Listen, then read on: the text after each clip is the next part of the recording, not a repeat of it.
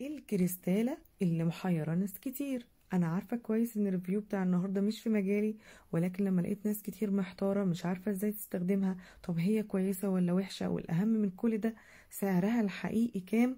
فقلت ما ينفعش، لازم اعمل الفيديو وافيدكم بالمعلومات اللي عندي عشان محدش يضحك عليكم، وخصوصا بسعرها.